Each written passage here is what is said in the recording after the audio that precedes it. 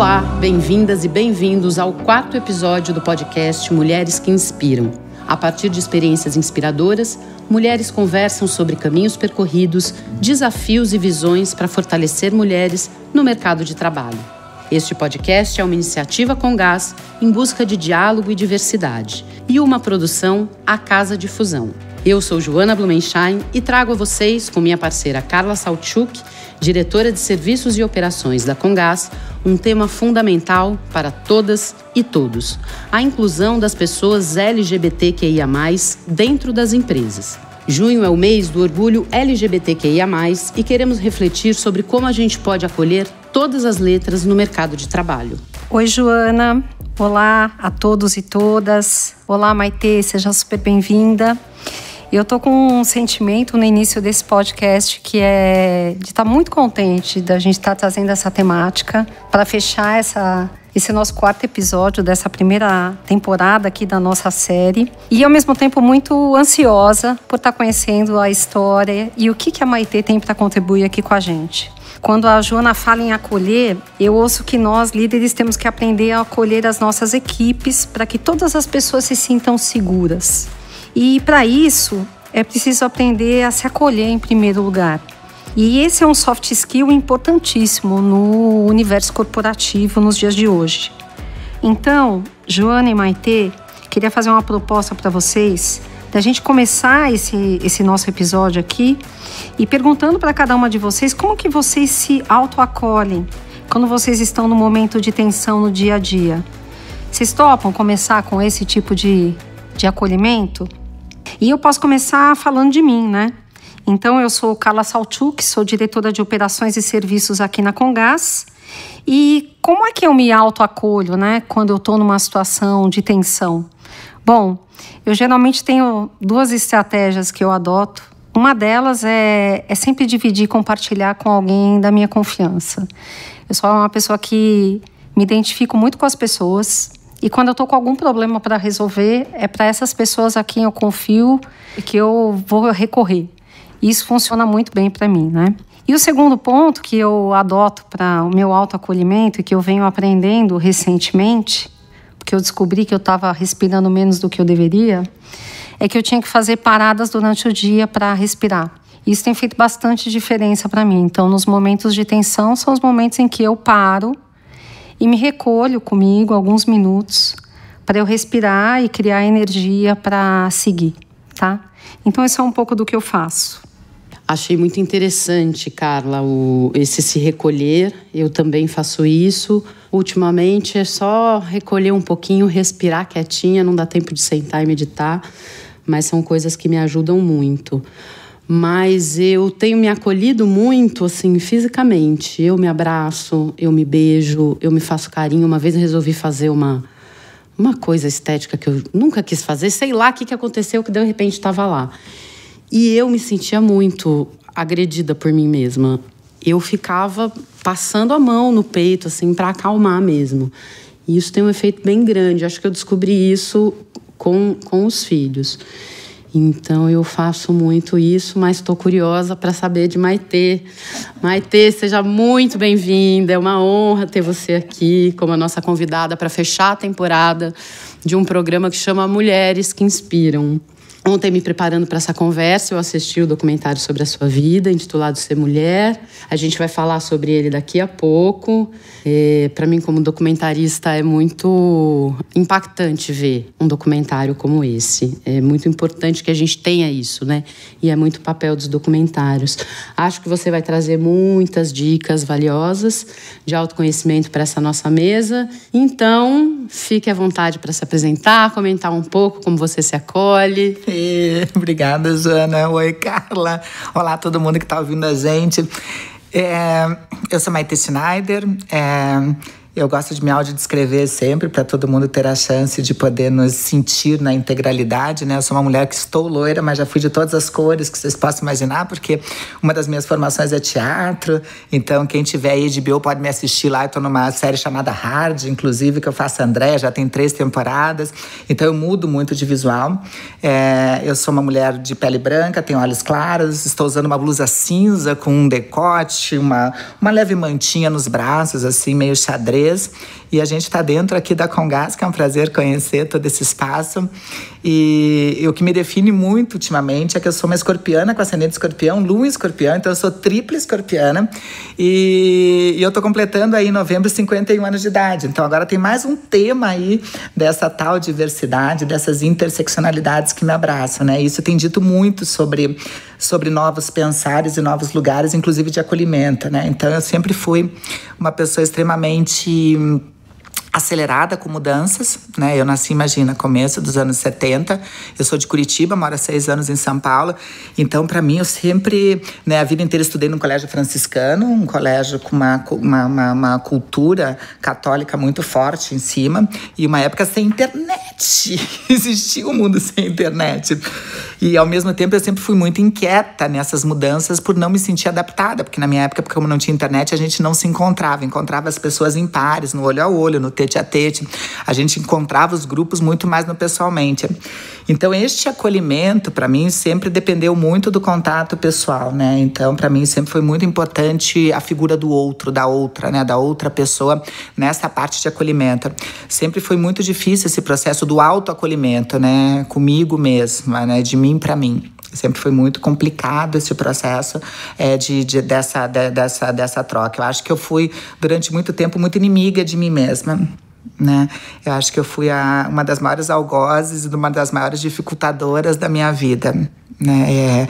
E acho que isso que fez com que eu tentasse suicídio a primeira vez com 14 anos, a outra vez com quase 16, porque eu era extremamente cruel no grau de exigência que eu tinha, nas observações que eu tinha, nas exigências de expectativas que eu desejava. Então isso era tudo muito complicado na minha vida. A maturidade e uma série de coisas que eu fiz que chegaram a ser atrozes me fizeram repensar uma série de outras situações. Então hoje acho que de maneira mais madura, mesmo mantendo a velocidade dessa mudança, porque eu continuo dormindo 5 horas por dia, eu amo viver, eu quero viver até 120 anos e tudo isso.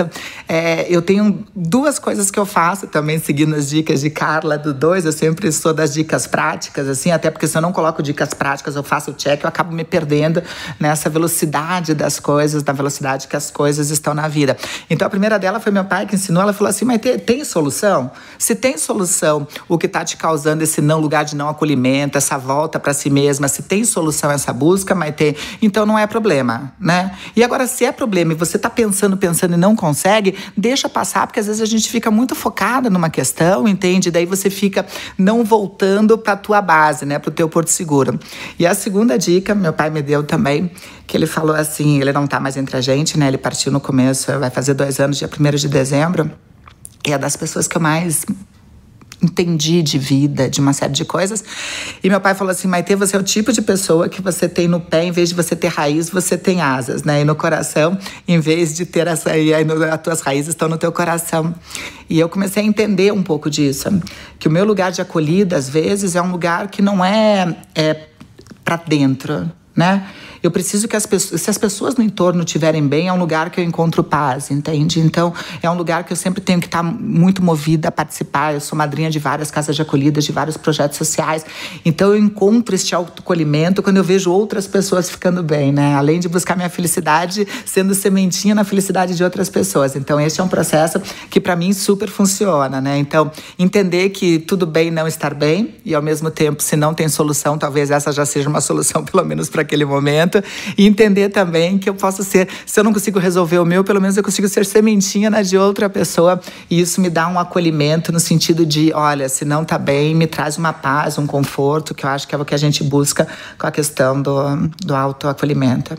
E Maitê, super prazer te receber aqui. Estou contente da gente estar pessoalmente falando aqui. Acho que, né, Joana, tão diferente quando a gente consegue fazer isso juntos. E já queria aproveitar para recomendar para todo mundo assistir o seu documentário. Eu assisti o documentário. Eu acho que tem um aprendizado muito grande que a gente tira. E a visão que a gente tem das pessoas. Eu acho que isso é muito forte no documentário. Então fica a minha recomendação, que traz essa visão potente aí da vida das mulheres e dos homens trans, das dificuldades e das conquistas. Eu acho que tem falas muito fortes ali, então fica aqui minha recomendação aí para que todo mundo possa assistir. Hoje aqui no nosso episódio a gente vai falar do lugar de mulher, acolhendo todas as letras do universo LGBTQIA+. Então a gente vai conversar um pouco disso, trazer esclarecimento para as pessoas. Eu falo que a gente está sempre aprendendo a respeito desse tema, ter a humildade e a capacidade de escutar para poder aprender. Acho que isso é o nosso desafio, né? E antes de começar com as perguntas diretamente, eu queria aproveitar o gancho para puxar já para o início do programa, do mesmo jeito que a gente fez no terceiro episódio, e falar do nosso Minuto de Segurança. O Minuto de Segurança aqui para nós, particularmente linkado a esse tema que a gente vai tratar no episódio de hoje, eu queria muito trazer o tema da segurança ligado ao respeito, à consciência que as pessoas precisam ter para tratar bem as pessoas quando elas estão realizando os serviços, né? A gente fala muito do tema da diversidade e a gente cada vez mais trabalha com o tema da diversidade na aplicação prática das coisas. Então a gente tem pessoas o tempo inteiro realizando serviços de raças diferentes, gêneros diferentes, não importa qual seja a sua opção, mas ao receber um profissional na sua residência, como é importante o tema do respeito àqueles profissionais, e isso está muito correlacionado com o tema da segurança. Então, achei que valia muito a pena, e principalmente porque a gente escutou no documentário alguns temas relacionados a isso, e como isso pode afligir tanto as pessoas e criar um sentimento de insegurança e vulnerabilidade. Então, acho que eu queria ligar o tema do Minuto de Segurança com o tema do respeito, que tem tudo a ver com a segurança das pessoas, principalmente a segurança emocional, física de cada uma das pessoas, tá? Então, Maitê, talvez você possa dividir um pouquinho também com a gente esse tema sobre a questão da segurança para as pessoas LGBTQIA+.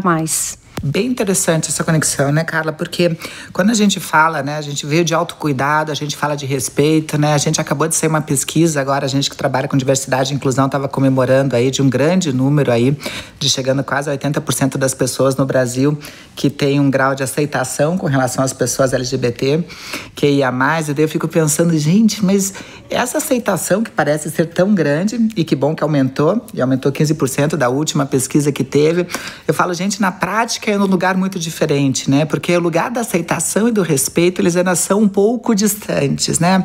Eu sempre falo que aceitar, a gente aceita cafezinho se oferecerem pra gente, né? Senão nem cafezinho a gente pode aceitar. O respeito é uma condição que a gente deve, independente da nossa aceitação, né? A aceitação pré-julga que a gente está dando um aval para outra pessoa existir, que a gente está dando uma permissividade para que essa pessoa exista. E quando a gente fala da posição das pessoas serem, da maneira que elas são, e isso é uma condição inata de cada ser humano, atravessado por vários recortes de identidade, vários marcadores, esses que a gente tem de gênero, raça, credo, né? Outros tantos marcadores, como somos pais, mães, filhas, nós somos aí pessoas que... Tem pessoa vegana, pessoa que não está nem aí para isso, pessoa que pensa mobilidade urbana de um jeito, pessoa que não está também nem aí para este assunto. Somos múltiplos por essência. Eu falo que a diversidade é a nossa maior igualdade enquanto humanidade, né? Essa pluralidade é que torna a gente esses quase 8 bilhões de diversidades no mundo. Então, eu acho que a aceitação é um lugar que as pessoas falam da aceitação, colocando um lugar de não terem vieses inconscientes, do lugar de entenderem que está tudo bem as pessoas serem do jeito que são, mas acho que o respeito, que deveria ser uma condição sine qua non para a construção dessa sociedade que a gente deseja, eu acho que ele ainda está muito distante de uma realidade, né? A gente ainda encontra, principalmente dentro das empresas, lugares de pessoas, por exemplo, de chefes aí num grande grau, que não colocaria uma pessoa num grau de chefia só por conta da sua orientação, da sua identidade.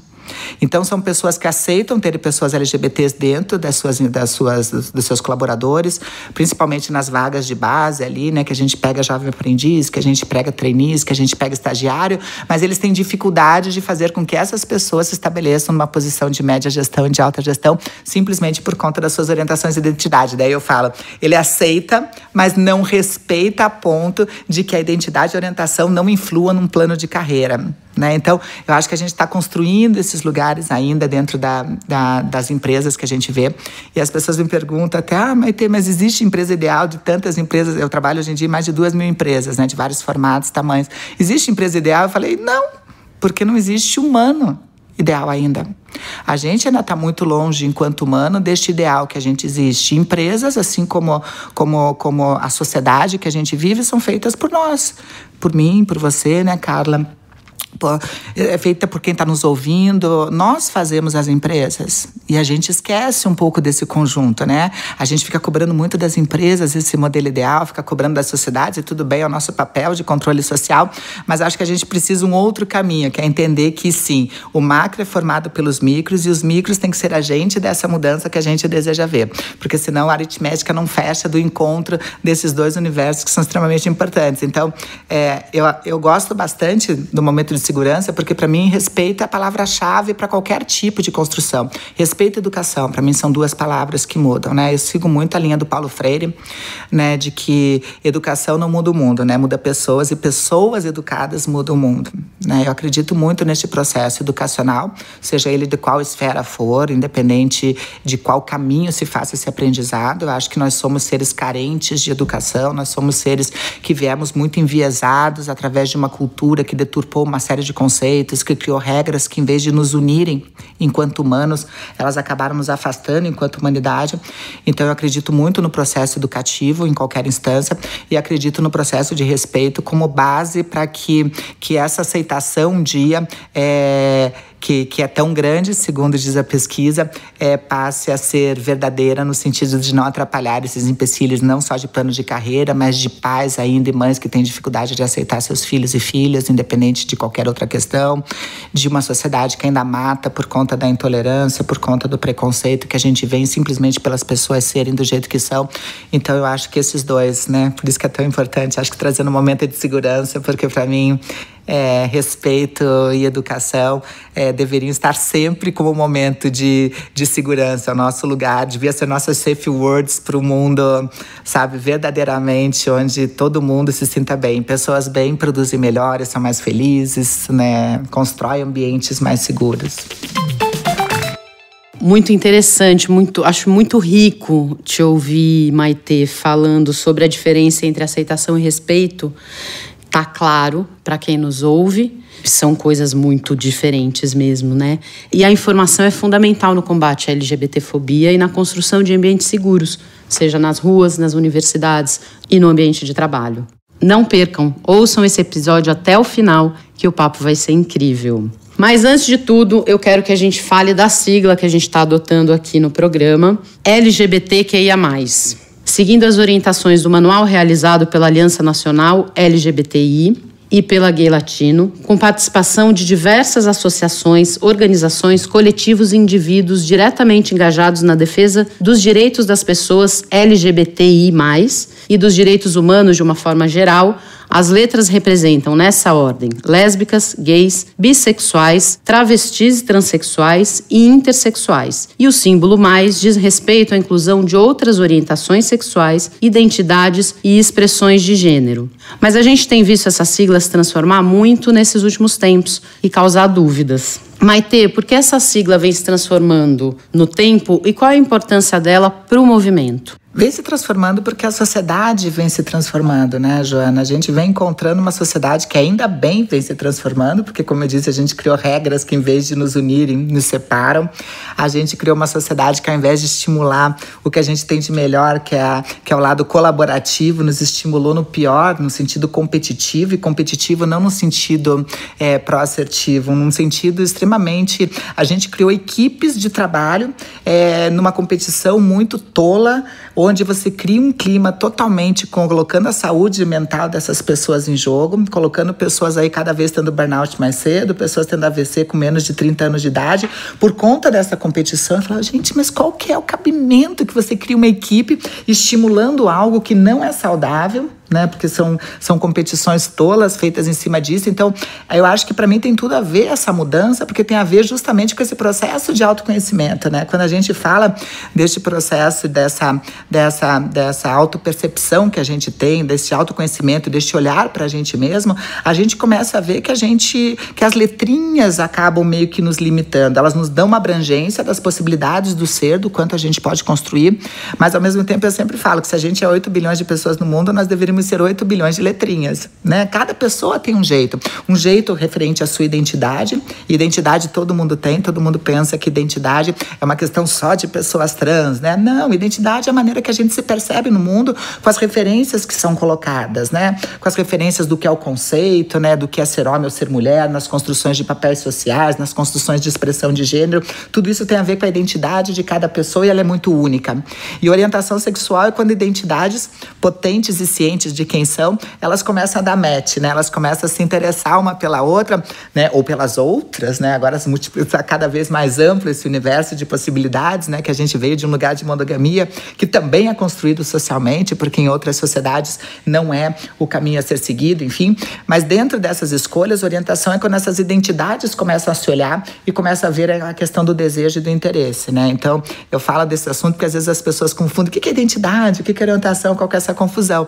E nessas buscas das suas identidades, de quem a gente é, com relação a essa série de códigos que são impostos, e eles variam muito, tanto de sociedade, de família que você nasce, de classe social, etc., a maneira de exercer e de se perceber nesses códigos, a gente começa a ver que algumas letrinhas não bastam, né? Eu sou da época do GLS, né? Que era gays, lésbicas e simpatizantes. E logo cedo, mesmo sem informação, lá em Curitiba, eu falava assim, gente, mas eu não me sinto um homem que gosta de outro homem. Também sabia que não era uma mulher que gostava de outra mulher. Então, durante muito tempo, eu achei que eu era o S de simpatizante. Eu falei, gente, eu sou simpatizante. Achei que simpatizante tinha a ver com pessoa simpática, né? Sempre fui muito dada. E eu falei, gente, eu achei que tinha a ver com ser uma pessoa simpática. E depois eu falava... E isso criou uma tortura muito grande, né? Porque eu falei, gente, eu não me sinto parte de nenhum lugar. E é horrível, porque tudo que a gente quer é fazer parte de algum grupo, né? Seja do grupo da turma do fundão no colégio, seja do grupo que fica lá na frente, da pessoa que fica ali estudando muito, do grupo da pessoa que se dedica ao escotismo, da outra que é do esporte, da outra... Enfim, todo mundo, a gente, enquanto sociedade, tem vontade de fazer parte de um grupo. E dentro daquela sigla, eu não me sentia parte de grupo nenhum. Elas me acolhiam, mas ao mesmo tempo com certo estranhamento. E quem é você dentro dessa sigla? Então, eu fiquei muito feliz quando o próprio movimento social começou a mudar essa sigla, que estava muito vinculada à parte comercial, GLS. A gente falava de empresas GLS, que eram empresas que respeitavam esse tipo de público, de um turismo GLS, que era um turismo que era inclusivo de uma maneira mais ampla. E daí o movimento social falou, não, essa sigla é muito vinculada ao lado comercial e a gente precisa ter uma sigla de movimento. Então, houve uma série de encontros, etc., e criou-se a sigla GLBT. Né? Depois de um tempo, né, passou-se uns 4, 5 anos, o movimento de lésbicas, devido à invisibilidade que as mulheres sempre têm, não somente, e aí por uma questão até do próprio machismo estrutural, e que, logicamente, o meio LGBT não está fora do machismo estrutural, porque a gente está dentro dessa sociedade macro, então, lógico que a gente acaba sendo atingida por isso. Falou, não, realmente, as mulheres lésbicas têm muita invisibilidade, seja nos discursos, na mídia, quando vai mostrava só a questão gay, esquecendo das mulheres lésbicas, e decidiu-se também num desses congressos de puxar a letrinha L para frente. Então, a gente começou a falar em LGBT. E aí, a sigla não parou de crescer, porque várias pessoas não se sentiam parte, como eu não me sentia no meu tempo parte do GLS, várias outras identidades, ao parirem o ser humano que nasceram para ser nessa viagem de autodescobrimento, elas começaram a perceber que essas letras não me bastavam. E essa letra agora não para de crescer, né? Você falou aí do LGBTQIA+, né? Mas a gente já está falando o Facebook já tem 52 dominações para a identidade e para a orientação, a gente já está falando, né? A própria ciência já mostrou que entre o XX e o XY cromossômicos, a gente já tem quase 60 possibilidades de alterações cromossômicas da natureza. Isso não é nem possibilidades criativas do humano, né? Então, a cada vez que as pessoas se descobrem, essa sigla vai aumentar. Tanto que eu falo que, em vez do mais, deveria ser até reticências. Eu falei, gente, a única coisa da sigla que eu adoro quando cresce, porque quando cresce sigla, eu vejo que tem pessoas que vão estar se encontrando. Na minha cabeça, são pessoas que não vão precisar buscar o suicídio. Pessoas que vão se sentir parte de um grupo. Pessoas que vão ver que não estão sozinhas, porque muitas vezes não tem sua família. Então, eu fico muito feliz quando eu vejo a sigla crescendo. né? Eu só acho que tinha que ser esse reticências no final. E, ao mesmo tempo, eu sempre falo para as pessoas falam, não, mas pra gente que é de fora, essa sigla é complicada, porque tá toda hora aumentando. Eu falei, gente, porque ser humano tem a capacidade de aprender aquilo que quer aprender, né? Você vê, qual que é a palavra que a gente mais fala hoje? É uma palavra que surgiu em novembro, é uma palavra escorpiana, que nem eu, uma palavra que surgiu em novembro de 2020. É a palavra que a gente mais diz hoje, a gente não sabia nem que existia essa palavra. Novembro. Vamos, Joana, Carla, surgiu em novembro de 2020. Então não é da pandemia, que a pandemia foi antes. Pix. A gente não usava, tudo é Pix. Me manda um Pix, faz um Pix, tudo é Pix. Ela surgiu em novembro de 2020. Olha como a gente aprende rapidinho quando nos interessa. Então, o ser humano consegue aprender. A gente já consegue aprender sobre CDB, RDB, desde que nos convém aprender sobre essas determinadas siglas que surjam. Então, alegar, né, o não conhecimento ou a nossa limitação de aprendizado por conta de uma sigla que não para de crescer é uma besteira, né? Então, a gente consegue sim, desde que a gente se propõe, desde que a gente queira. Né? O ensinamento só entra se a gente permite abrir o nosso corpo, a nossa mente, para que esse ensinamento chegue até a gente. Então eu falo, sim, pode ser complexo, pode ser complicado, mas ao mesmo tempo a gente consegue se a gente desejar. Então eu torço para que essa sigla não pare, para que um dia a gente nem precise ter a sigla, que cada pessoa tenha o seu jeito, que é a sua identidade, e ao mesmo tempo a sua orientação não acabe interferindo nos seus processos, sejam de trabalho, seja nos seus amores, nos seus afetos e na maneira dela exercer sua cidadania, né? Então, eu ainda acredito que a gente vai chegar nesse... Eu vou até 120, como eu disse para vocês, anos de idade, vou estar bem. Então, eu ainda quero pegar esse lugar que, tipo, a gente... Né, esses dias eu fui dar uma palestra num colégio, dou muita palestra em colégio. Né, eu fui dar uma palestra para um colégio que era de 8 até 13 anos de idade nesse colégio. E daí o professor, que era amigo meu, já tinha passado um vídeo meu no Jô Soares, de uma entrevista, tudo. Então eu cheguei, já estava aquele monte de aluno, todo mundo esperando. E daí eu cheguei lá dentro e todo mundo falou, olha, a mulher do Jô, não sei o quê, e foto minha ali do lado. E daí, logicamente, eu fui falar de diversidade e inclusão no colégio, e daí eu comecei a falar. No 15º, quando eu estava 15 minutos lá dentro, começou a ficar tipo como se fosse aquela, eu esqueço o nome dela, aquela do Serginho Grossman, que responde dúvida de sexualidade, Laura Miller. A Laura Miller, tá, eu falei, gente, porque o pessoal só queria saber, beijar assim, engravida, não sei o quê. Então eu comecei a responder perguntas de sexualidade, porque para ele diversidade e inclusão estava muito vinculado devido à idade nesse lado. Eu tava para ir embora, eu falei assim, gente, então, eu tô para ir embora, mas dá para fazer mais uma pergunta. Alguém quer fazer mais uma pergunta? E daí uma pessoa, as meninas, tá cheio de menina na frente, e daí elas falaram assim, o Ricardo quer perguntar alguma coisa, não sei o que, tudo. Eu falei, gente, não pode fazer isso. Eu acabei de falar de bullying. Se a pessoa quiser perguntar, ela pergunta. Cada pessoa tem seu tempo, etc. Mas nisso levanta um cara lá de trás da última fila, né? Que eu vi que era o alvo desejado, porque elas viraram para trás e tipo, Ricardo, né? E saíam corações pelos olhos. Eu falei, é o deus grego do colégio, né? E eu falei assim, você que é o Ricardo? Eu falei, gente, eu vou me arrepender, né? Porque com aquela manga dobrada ali, os jogadores e não sei o que. Eu falei, gente... E Ricardo, eu falei, Ricardo, não precisa perguntar se você não quiser, tá tudo bem. Ele falou, não, eu quero fazer uma pergunta para a senhora. Eu falei, por que eu inventei essa pergunta? Eu falei, pois não, Ricardo, qual seria a pergunta? Ele falou assim, então, dona Maite, eu queria saber porque o meu melhor amigo é viado. Falei assim, olha, Ricardo, a gente não diz viado, em primeiro lugar, né? E segundo, quantos anos você tem? Ele falou, eu tenho 13. Eu falei, grande para 13 anos, hein, Ricardo? E me diz uma coisa, Ricardo, você não pode dizer que uma pessoa é viado e ainda mais falando na tua idade se as pessoas estão se descobrindo. Ele aponta pro lado e fala assim, Jefferson, você não é viado? Levanta Jefferson, que eu me identifico com Jefferson, porque Jefferson sou eu na época do Colégio Bom Jesus, né? Que era conhecida como a mariquinha desse colégio franciscano que eu estudei a vida inteira. Levanta Jefferson e falou assim, não se preocupe, eu sou super viado. Eu falei, então algumas pessoas, tipo Jefferson, podem ser super viadas sem problema, porque eu estava tentando agradar os professores. Eu falei, gente... Que pergunta vai vir disso?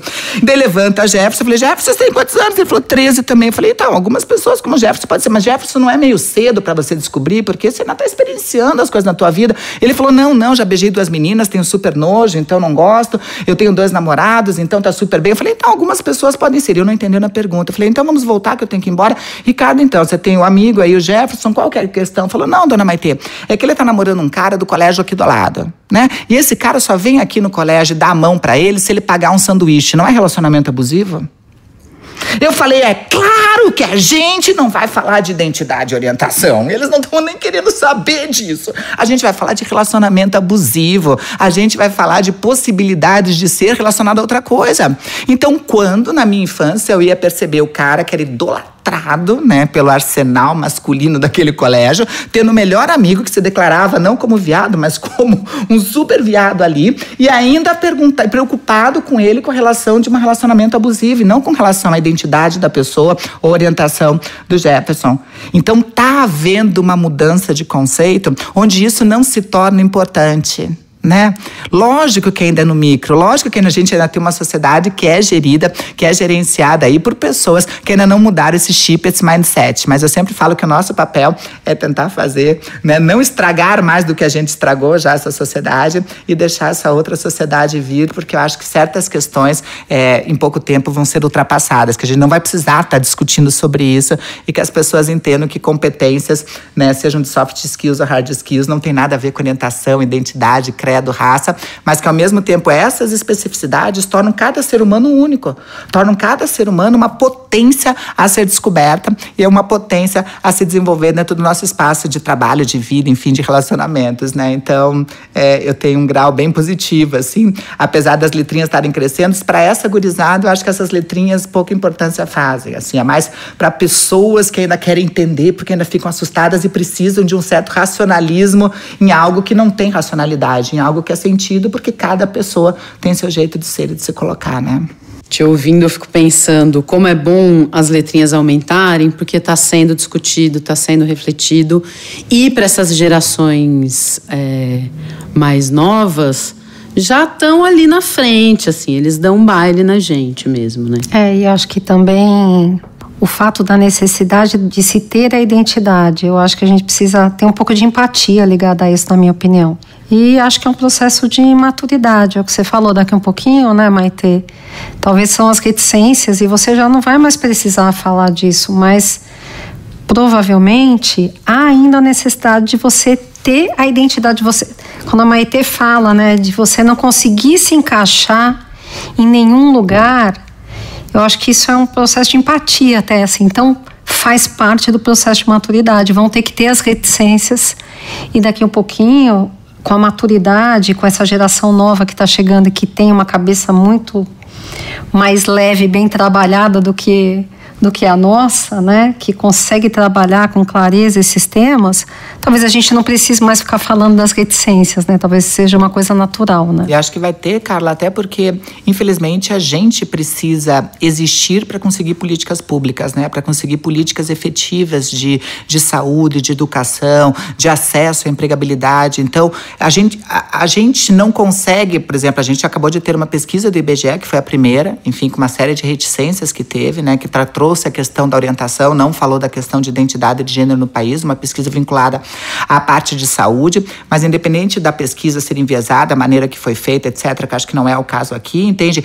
É importante saber quem somos, quantos somos, como pensamos, entende? Então, esses mapeamentos são extremamente importantes, porque são eles que acabam dando esse norteador dessas políticas públicas efetivas, da construção da cidadania, da respeitabilidade, da gente ter aí a nossa Constituição Cidadã, lá no artigo 5º, que todos somos iguais perante a lei, sem discriminação, e daí vem uma série de nomenclaturas para não discriminar ninguém. E até isso ser uma verdade absoluta, até essa Constituição Cidadã verdadeiramente se efetivar, a gente precisa dizer que a gente existe, que a gente não aceita mais ser morte por uma questão de intolerância, e é isso que vai gerir essa demanda do poder público, né? Ela que vai direcionar a parte orçamentária para estar desenvolvendo as questões nessas áreas, entende que elas são extremamente delicadas, a gente vê uma dificuldade grande ainda, infelizmente, de pessoas trans sem acesso à parte de educação, e lógico que essa não educação, essa dificuldade de acesso à educação, porque as pessoas trans acabam sendo,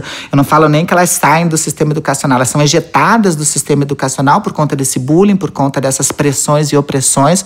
A gente não tem ainda, raramente, em alguns colégios, teve uma equipe pedagógica pronta para lidar com diversidade. Então, logicamente, se ela não consegue, se ela ou ele não consegue essa parte educacional, vai encontrar dificuldade na inserção consequente no mercado de trabalho. Então, políticas públicas são necessárias, né? E se você não tem números, né, as pessoas ainda ficam disso. Então, a gente ainda depende deste lugar para olhar, né? A gente está aí passando, a gente está na época de ter paradas no Brasil inteiro, a gente está voltando pós-pandemia a ter essas paradas. São Paulo é a maior parada do mundo inteiro, então quer dizer, são mais de 3 milhões de pessoas, né? Então isso tem que ter alguma representatividade em termos do lugar de mudança, né? A gente não pode mais ser invisível, é por isso que a gente, nessa época, a gente fala de orgulho. Pessoal, mas orgulho do quê? Você tem orgulho de ser gay? Você tem orgulho de ser travesti? Eu falei, não, o orgulho, quando a gente fala, é orgulho para dizer que a gente não tem a vergonha que a sociedade nos impõe, porque sempre a sociedade, e aí eu generalizo, né? Não dizendo que é todo mundo, mas esse mindset que existe com relação a pessoas LGBT pelo não entendimento, colocam a gente ainda numa situação que a gente, há 30 anos atrás, a gente falava de homossexualismo como doença, dentro de um Código Internacional de Doenças. A questão trans foi há 2 anos atrás. Há 4 anos atrás, pessoas que eram de LGBTs não podiam doar sangue. Num país que precisa de sangue, que fica fazendo campanhas, é tudo muito recente e ainda tudo dependendo muito do Supremo Tribunal, né? Porque não são leis efetivadas, né? Que pode mudar de uma hora para outra. Então, é tudo um lugar de muita estabilidade. Então, estes lugares de percepção, de conquista ainda, que são muito frágeis, assim, fazem com que a gente ainda precise estar buscando este lugar, deste aporte desses números, desses mapeamentos, entende? Para dizer, sim, existimos e sim, a gente não vai aceitar mais este lugar de ficar. Então, quando a gente fala orgulho, a gente fala não desse lugar da empáfia, porque parece que orgulho é nariz empinado e somos melhores, não, é de orgulho contrariando a vergonha que nos foi imposta, né? O Oscar Wilde falava, na época dele, na literatura, do amor que não ousava dizer o nome, né? E era quando ele se referia a pessoas do amor homoafetivo, né? Que é esse lugar, o amor que não ousa dizer o nome. Hoje o amor ousa dizer o nome, né? Eu fiz esses dias um podcast com uma amiga minha vizinha aqui em São Paulo, a Rita Von Hunt. Não sei se vocês conhecem a Rita, maravilhosa, que é um personagem do Guilherme, do professor Guilherme, maravilhoso, tudo. E daí eu perguntei, Guilherme, então diversidade e inclusão é fundamental? E daí a Rita chegou pra mim e falou assim, sim, porque não vai ter viado voltando pra dentro do armário, não vai ter mulher voltando pra dentro da cozinha, não sei o que queira, e não vai ter negro voltando para a senzala. A gente não aceita esse retrocesso. Então, orgulho é este lugar de dizer que a gente não tem vergonha de existir. E a gente tem que ter vergonha das mortes, dos assassinatos e da falta dessa equidade que a gente tanto busca, né? Uau! Então, Maite, eu queria que você nos ajudasse a estabelecer aqui algumas coisas básicas. Vamos aprender um pouco com você aqui. E aí entender o que é fundamental que todos saibam para acolher a diversidade no dia a dia das empresas. Tem perguntas que a gente não deve fazer? Tem palavras que, na sua visão, não cabem mais ser ouvidas por ninguém? E qual o comportamento de um aliado nesse sentido? Nossa! Olha, aquela muitas perguntas. Muitas perguntas. A gente podia ficar assim um podcast inteiro falando disso. Eu vou já falar de uma que você falou e que a gente não diz, né? A gente não diz opção, né? A gente diz condição, orientação, identidade, mas não diz opção, né? Porque opção, normalmente, quando é dita, a gente parece que a gente tem uma chavezinha, né? Um botãozinho de on e off, que a gente consegue ligar e desligar a pessoa, né? Parece. E a gente não consegue, até porque se fosse uma escolha, dificilmente alguém de maneira inteligente iria escolher um caminho que é tão sofrido, um caminho que é tão perseguido, um caminho que a gente sabe das dificuldades que existe, né? Eu falei da pergunta, eu falei, gente, se houvesse uma chavezinha, imagina, hoje eu quero acordar trans, quero ir comprar pão, quero ver todo mundo rindo da minha cara enquanto eu chego na panificadora, e depois que eu comprar meu pão quentinho, talvez eu nem chegue em casa para comer porque eu vou ser morta por ser trans. Ninguém quer isso. Então não é uma opção para o que é uma condição, né? Então a gente já elimina opção e é uma condição, uma orientação, um jeito de ser. Outra coisa que a gente não diz é homossexualismo nem transexualismo, né? Porque esse sufixo ismo que tem está vinculado normalmente à questão de doença, né? Então a gente já sabe que desde 1990 a questão da homossexualidade saiu do Código Internacional de Doenças e o transexualidade saiu agora 2 anos atrás também de dentro desse CID, que é o agente notificador de que coloca o que é doença, o que é não doença, dentro de todo o trâmite da saúde. Então, a gente não diz. Então, como a gente não diz, por exemplo, a gente diz heterossexualismo ou a gente diz heterossexualidade? Heterossexualidade, porque ela está vinculada com a sexualidade da pessoa. Então, como a gente diz heterossexualidade, a gente diz homossexualidade, transexualidade, bissexualidade e assim por diante. Daí a gente não esquece mais. Uma outra questão tem a ver com a travesti, né? Travesti, agora a gente teve recentemente a nossa super linda Quebrada aí, né? Participando do Super Big Brother, fazendo todo aquele sucesso. Uma menina incrível que ela trouxe uma série de questões para dentro, né? Ela tatuou no rosto ainda ela, né, pro povo que esquece a questão de pronomes, né? Então eu tenho que lembrar que travesti é sempre uma identidade feminina. Então agora todo mundo que tá ouvindo o podcast não vai esquecer mais disso. Então é sempre a travesti. Não existe o travesti. Então é sempre a travesti. E a gente também não diz traveco, como algumas pessoas dizem, né? Porque esse sufixo eco normalmente é vinculado também a algo diminutivo. Quando a gente fala, me passa esse jornaleco, este papeleco. Então a gente diz a travesti, sempre relacionado com isso, né? Então, dentro dessas questões, assim, que a gente passa, e aí eu já passo uma dica quentíssima, né? Que todo mundo pergunta assim, mas como é que eu chego na pessoa para não ofender a pessoa? Eu falei, gente, tem 3 perguntas que funcionam para qualquer pessoa. Seja pessoa trans, seja pessoa cis, até porque você não vai saber, a não ser que a pessoa diga para você se ela é uma pessoa cisgênera ou transgênera, né? E explicando, não se assuste você com essa terminologia, você que tá ouvindo, né? Pessoa cisgênera, então a pessoa pergunta, o que é cisgênero? Eu falo, você. Porque normalmente a pessoa cisgênera não sabe que ela é a própria, né? Porque pessoa trans já sabe que tem alguma coisa acontecendo. Mas pessoas cisgêneras são aquelas pessoas que nasceram, tanto homens quanto mulheres, e ao nascerem nesse sexo que é imposto, porque é feito a partir de genitais, e a gente já sabe, que nem eu contei, que a gente já tem uma ambiguidade genital muito mais ampla do que XX e CY dentro do nosso estudo que a gente tem de ciência, mas pessoas que nasceram do sexo, né, que determinaram você é macho e você é fêmea, e se identificaram, machos que se identificam com essa construção do que é ser homem, e fêmeas que se identificam com essa construção do que é ser mulher, e que varia de sociedade para sociedade. Se você está de encontro ao que foi imposto, você é uma pessoa que a gente diz cisgênera, né? Se você começa a sentir nuances, e que elas são muito gradativas, pode ser na maneira de se vestir, nesses códigos que são impostos, ou até que nem eu, que tive que virar do avesso, né? Porque eu tive que fazer uma série de cirurgias, vocês viram lá no documentário. Então, esses incômodos que a gente chama, que são essas disforias de gênero, variam muito. Tem pessoas que só querem mudar a vestimenta, tem pessoas que querem tomar hormônio, tem pessoas que querem fazer cirurgias como eu, então ele é muito, não define grau de transexualidade, mas essas pessoas que têm essa desarmonia, a gente diz pessoas transgêneras. Então, como a gente não sabe quem é cis ou trans, as 3 perguntinhas que vão salvar a gente e que abrem um universo de possibilidades sem você ser uma pessoa preconceituosa são: a primeira pergunta quando você conhece alguém é: oi, tudo bem? Daí a pessoa falou assim, olha, melhor do que dizer qual é o teu nome. Eu falei, sim, porque imagina, você tá andando na rua, chega alguém e pergunta qual é o teu nome, sem nem me conhecer, eu vou dizer, gente, ou é alguém de Serasa, ou estão me perseguindo, ou é um assalto. Então é muito invasivo perguntar. A gente acha que é uma pergunta super inteligente, mas não é. Então pergunta, oi, tudo bem, como é que você tá? Primeiro se coloca no lugar dessa pessoa. A segunda pergunta, sim, por qual nome te chamo. E a terceira pergunta, por qual pronome te trato.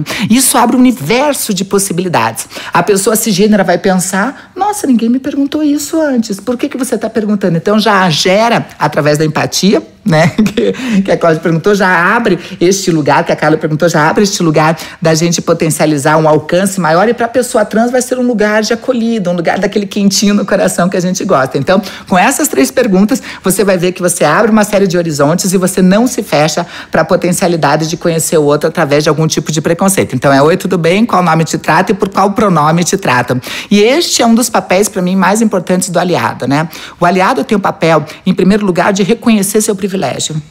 A gente vive numa época lotada de privilégios. E aí você vai dizer, não, mas eu sou uma mulher negra, periférica, então eu não tenho privilégio.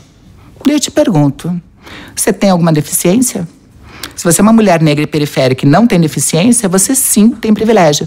Um privilégio muito maior do que 24% das pessoas no Brasil que têm algum tipo de deficiência. Não porque ter deficiência não seja algo ruim, mas na sociedade, sem acessibilidade que a gente tem, porque você não vai ter direito a deslocamento, direito à cidade, direito a frequentar uma série de lugares ou até trabalhar dentro de empresas, entende? Por conta dessa acessibilidade ou a falta dessa acessibilidade. Se você é uma pessoa, por exemplo, mesmo sendo uma mulher negra periférica, que você, por exemplo, nasceu no Brasil, você já não é uma pessoa migrante. Ou seja, já é sim uma pessoa privilegiada. Então todo mundo, independente do grau, tem que reconhecer seus privilégios, porque através dos privilégios a gente consegue ver a diferença que a gente consegue fazer no mundo. Tem portas que só o privilégio abre. Eu sempre falo que quanto mais privilégios a gente dorme, mais a gente deveria acordar com a responsabilidade da mudança.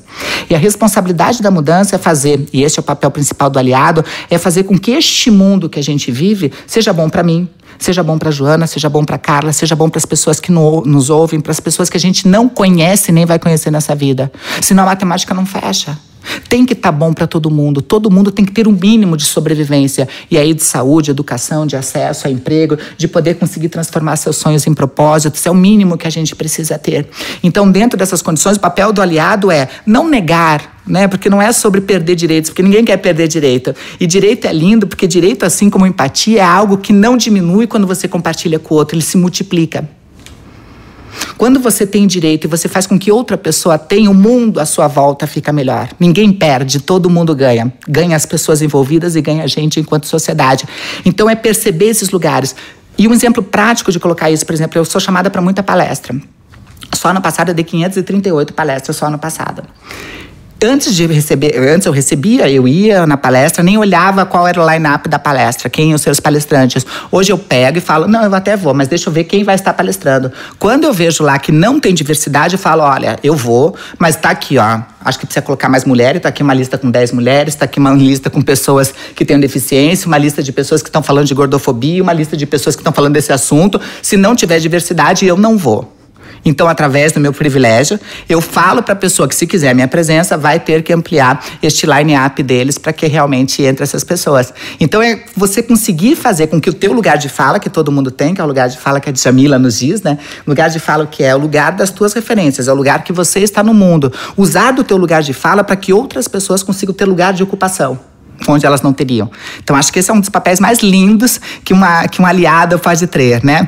E uma outra dica, que eu acho de papel do aliado importante, que eu sou dessa das dicas práticas, é justamente o aliado chegar. O aliado é aquele que chega para as pessoas não dizendo, olha, eu sei que você precisa de mim, conta comigo. Porque isso, às vezes, pode ser até invasivo, porque, às vezes, a gente quer ajudar e, na ânsia de ajudar, a gente acaba cometendo algum tipo de assédio, uma abordagem que, às vezes, a pessoa não está preparada ainda, né? Tipo, não estou preparado, e você já chegou, olha, eu sei que você sofreu violência, eu vou te ajudar. Às vezes a pessoa nem trabalhou a questão da violência que ela sofreu lá com o seu marido, etc., dentro de casa. Então isso se torna muito invasivo. Então a dica, ao invés de dizer, olha, eu sei que você precisa de mim, conta comigo, chega para a pessoa e diga assim, olha, se um dia você precisar, eu tô aqui para qualquer coisa. Só que esteja lá. Aliado é este que oferece ajuda e quando essa pessoa precisa, ela tá. Porque não tem nada mais desumano do que você oferecer ajuda para uma pessoa e no dia, se ela precisar, você não está presente.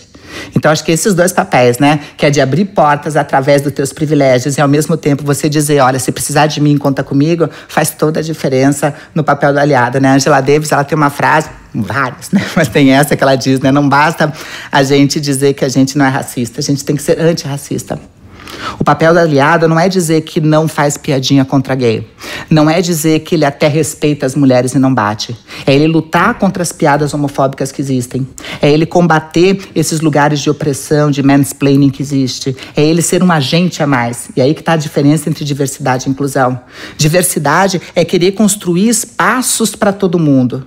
Inclusão é quando todo mundo começa a fazer parte desses espaços. É um espaço, é um plus, é um a mais que a gente faz com relação a isso. E aliado tem essa sensibilidade, né? E fazer parte da construção, né? Da construção. Porque não dá para ser. A gente só vai conseguir um mundo melhor quando a gente começar a ver homens dentro, por exemplo, dos grupos de afinidade de gênero da empresa. Porque a gente tem que discutir a questão da masculinidade tóxica. Quando pessoas que são heterossexuais começarem a participar dos grupos LGBTs. Porque é uma luta de todo mundo, só existe LGBTfobia por conta de héteros que exercem a questão de LGBTfobia. Só existe racismo porque tem uma pessoa branca que exerce racismo. Então, brancos precisam estar participando de grupos de etnia e raça de dentro das empresas. Não é uma questão de pessoas pretas, os grupos de afinidade. É por isso que eu falo que nesses grupos de empresas, né, e nas empresas que eu faço consultoria assim, eu falei, gente, a gente tem que ter esse grupo tem que trocar. Porque só quando o homem entender, entre aspas, as questões de mulher, que não são de mulher, são do coletivo de sociedade, só quando a gente começar a entender, né, as pessoas héteros, quais são as lutas e as demandas do movimento LGBT e do como é importante a gente se fortalecer, que a gente vai entender que a gente não é mais uma, que a gente é ou uma que falta para conseguir fazer essa matemática fechar na construção desse mundo que a gente deseja e que ainda hoje é utopia, né? Então, é uma luta de todo mundo, né? Enquanto não der certo essa sociedade mais igualitária, com mais equidade, a gente continua dando errado por conta de duas coisas. Ou a gente não está fazendo o suficiente, ou o pior, que a gente não está fazendo nada achando que a gente não tem nada a ver com isso. Porque em muitos lugares que eu vou, as pessoas falam, mas eu não tenho culpa, sempre foi assim, estava posto dessa maneira.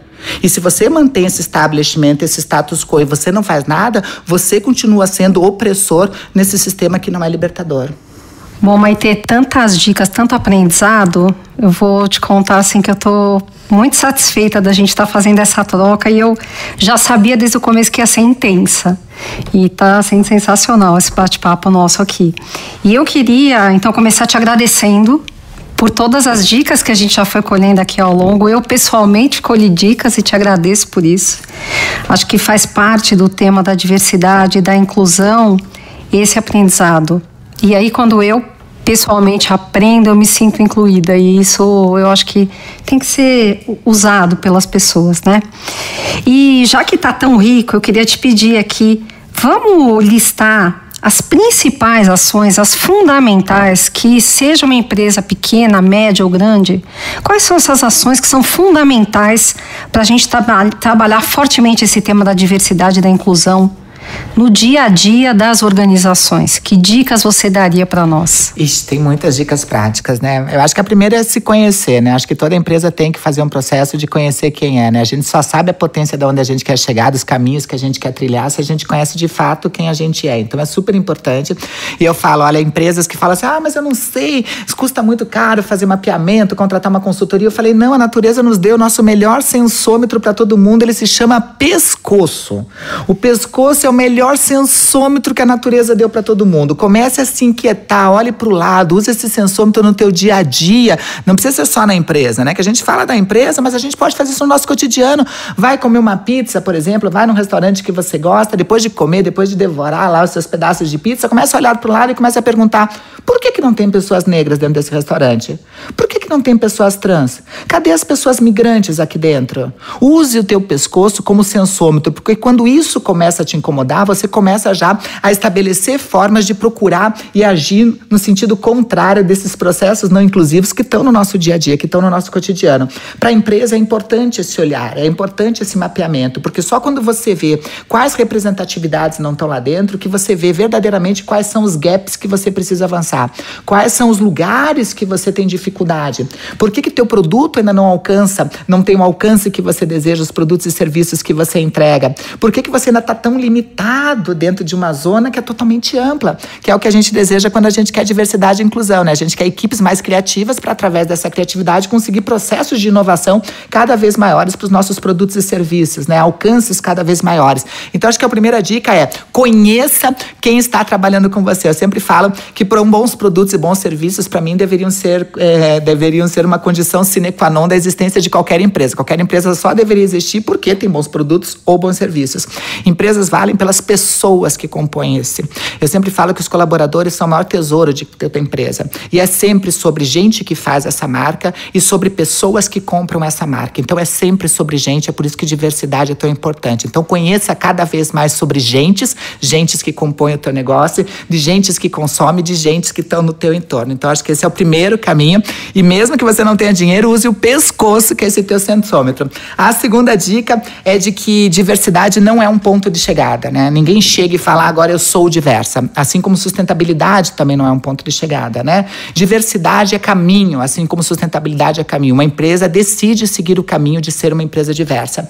E enquanto caminho, precisa deste monitoramento, precisa de metas a curto, médio e longo prazo. A gente vem aí, né? A gente que trabalha com diversidade e inclusão antes da pandemia, a gente falava deste mundo VUCA, deste mundo que as coisas já eram ágeis, que era difícil você estabelecer metas a médio e longo prazo. Agora a gente nem saiu da pandemia, a gente já está falando deste mundo bunny, onde essa velocidade é ainda maior, né? Essa inconstância de como a gente gere isso, né? Por isso que uma das soft skills mais desejadas é justamente essa nossa capacidade de adaptabilidade. É como a gente, acontecendo uma crise, consegue inclusive transformar isso numa mola propulsora do teu negócio, para ir para o próximo level, para chegar no próximo nível que você deseja.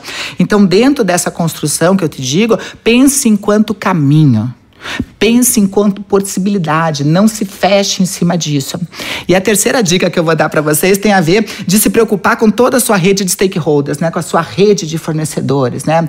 As mudanças, mesmo começando com a gente, não podem terminar com a gente. né?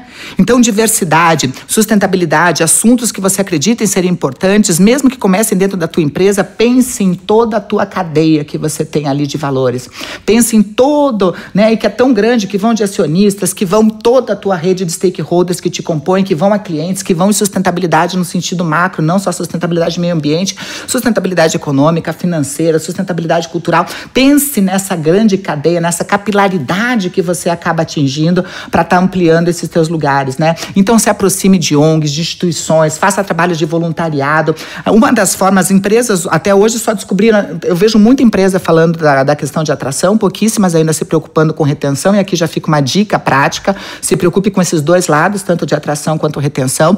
E uma outra questão é que eu vejo muitas empresas falando de diversidade e inclusão, é muito vinculada à questão da empregabilidade. Empregabilidade é uma das formas da gente ampliar ambientes inclusivos, projetando maiores diversidades ou trazendo um raio-x mais potente de diversidades que não estavam abarcadas pela nossa empresa. Mas não é o único. Existem várias formas, processos de mentorias, processos de capacitação, processos muito mais potentes ou tão potentes quanto a empregabilidade. E nesse processo, vá conhecer uma casa de acolhida de determinada situação para conhecer demandas específicas, se aproxime de projetos, né? A gente tem a Transemprego, então eu tenho que falar da Transemprego também, né, gente? Nós temos a Transemprego, que é um projeto social totalmente gratuito também, tanto para as empresas quanto para pessoas trans. A gente tem outros projetos relacionados a pessoas com deficiência, projetos de pessoas migrantes, projetos super interessantes em várias áreas. Então, se aproxime deste lugar, sabe?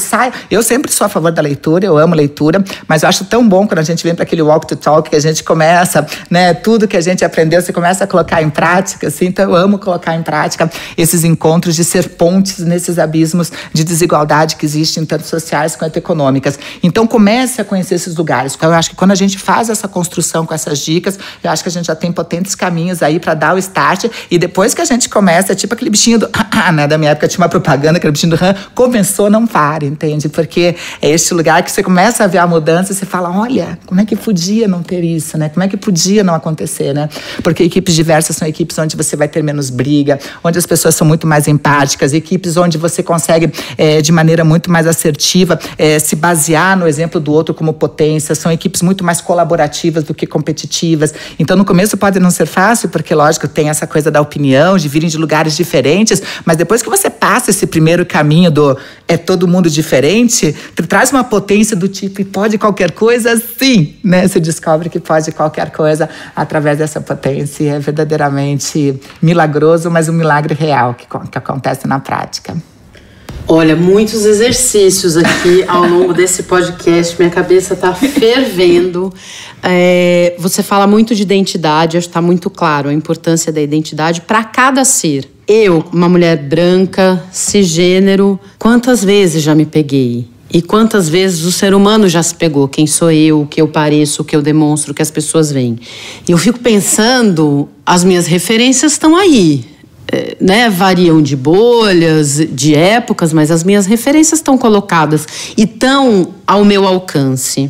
Para vocês, não. Para as pessoas LGBT, as referências são muito complicadas, né? E a gente vem observando transformações, assim como as empresas precisam trabalhar a diversidade e trazer para si a diversidade, isso está chegando na publicidade, em filmes, em documentários, nas redes sociais. Eu acho que para a gente finalizar, queria que você falasse um pouquinho disso. O que você teve de identidade? Quem são as mulheres que te inspiram e qual o papel? Eu tenho sorte de vir de uma família de mulheres super fortes, né? Então, que começou com a minha avó Elza, minha mãe Marilena. Então, sou mulher, minha irmã Sabrina, tem minha sobrinha Camila. Então, são de mulheres que são, assim, danadinhas, assim. Então, eu venho deste lugar que ali a semente foi boa. Mas eu tive muita sorte, eu sempre falo que eu sou eu sou um bom imã de atrair boas coisas, né? Então, mesmo morando em Curitiba, passando essa situação em colégio franciscano, etc., sem internet, sem nada, eu acabei conhecendo, por coisas da vida, uma série de pessoas, né? Então, a Laerte Coutinho é minha super referência, né? Essa colunista maravilhosa, essa cartunista maravilhosa. A doutora Márcia Rocha, que inclusive é a fundadora da Transemprego, enfim, que é a primeira travesti da OAB, uma travesti lésbica, que faz assim na minha cabeça, né? ela entra em 220, eu não concordo. Ela falou, não, Maitê, mas pensa assim. Então, depois de 3 meses que eu vou entender o que ela disse hoje, né? Porque demora pra cair a ficha dessa pessoa. Então, eu falo pra todo mundo que tem que conhecer. Lá na própria Transempregos, lá no nosso Instagram da Transempregos, né? A Transemprego fica em transempregos.com.br. Daí lá tem nosso Instagram. Lá tem só pessoas trans. Então, você entra lá, todas as pessoas que a gente segue são trans. Então, são mais de 500 pessoas trans que a gente segue. Então, a gente tem Rita Von Hunt, a gente tem Nani People, Gabriela Lohan, Gabriela Augusto. São pessoas, assim, incríveis, assim, sabe? Da Agatha Power. A gente tem pessoas que já estão pensando anos-luz na frente. Então, acho que a primeira coisa pra gente furar aí as nossas bolhas é querer realmente furar, né? Sabe que eu tô saindo daqui depois desse bate-papo nosso, assim, pensando que a gente pode fazer muito mais. E se tem uma coisa que me move, eu sou uma pessoa da ação também, tá? Inclusive, esse podcast, acho que ele é resultado de um sonho que a gente teve de ter um ambiente onde a gente pudesse trazer temas, discutir, dividir com as pessoas e trazer aprendizado, né? Então, eu acho que a tua provocação na tua fala só me dá mais energia para a gente fazer muito mais. Então, essa é a primeira coisa que eu queria falar aqui nesse fechamento. Acho que eu saio bastante feliz, com vontade de querer mais e pensando que temas a gente pode trazer para compartilhar só desse bate-papo com você hoje aqui. Já dá para montar mais umas 10 sessões para a gente conversar a respeito disso. E com muita gratidão aqui dos aprendizados. Eu acho que em todos os nossos episódios, a gente teve o privilégio de ter muita gente boa com a gente. E você hoje aqui foi um show de sessão, acho que a gente aprendeu muito. Agradecer você também, Joana, porque é uma parceira, né, nesses episódios todos. E dizer que estão preparados para mais, tá? Então, obrigada pela sessão de hoje, para todos os nossos ouvintes. Aproveitando aqui os agradecimentos, eu agradeço também toda a equipe que esteve com a gente desde o começo, batalhando para que essa ideia, essa vontade se tornassem realidade. Foi quase um ano de processo, desde que eu entrei na conversa, né? Carla com o Gás já vinham discutindo, então a gente tem um time muito bacana também aqui, que fez muita diferença para que a cada episódio tudo melhorasse e a gente sempre superasse tanto a expectativa como a conversa. Obrigada. Obrigada a vocês. Obrigada também para você que nos acompanhou, que nos ouve, né? Então interaja bastante, se anime bastante e lembra que você, sim, não é mais um, é o um que falta para essa revolução. Então, principalmente porque senão aqui, se a gente ia ter um ótimo bom papo, mas com você nos acompanhando aqui, que tá ouvindo a gente, que tá participando nas redes, eu acho que tudo fica muito mais potente, que a gente vai não na progressão aritmética das coisas, a gente vai já na progressão geométrica, multiplicando o que a gente deseja, né? Então, obrigada também para todo mundo que ficou. Obrigada, Carla. Obrigada, Joana. Obrigada, Com Gás. E vamos juntos, porque, né? Já tem aquela frase que eu não lembro, eu sou péssima para saber quem disse, né? Mas tem uma frase muito incrível que diz, né? Que quando a gente vai sozinho, a gente vai mais rápido. Mas se a gente quer ir mais longe, a gente tem que ir em grupo, né? Então, eu acredito que se a gente quer ir longe, tem que ser em grupo. Toda vitória, mesmo que ela seja individual, a conquista é sempre coletiva. É por isso que é importante a gente estar sempre unido. Maravilhoso. Para encerrar, a pergunta do ano. Lugar de mulher é? É onde quiser, onde ela quiser. Tem uma frase da Coco Chanel maravilhosa. Eu adoro frase, vocês já viram, né? Tem uma frase da Coco Chanel maravilhosa que ela diz assim, que a gente pode tudo seguindo 2 coisas. Uma delas é ser quem a gente é e a outra é ser quem a gente quiser. Ou seja, para ser quem a gente quiser, só consegue se a gente souber quem a gente é. Segundo Coco Chanel, o lugar de mulher é onde a gente quiser. Ou seja, qualquer lugar, desde que você seja você. Boa viagem para dentro de você, mulherada.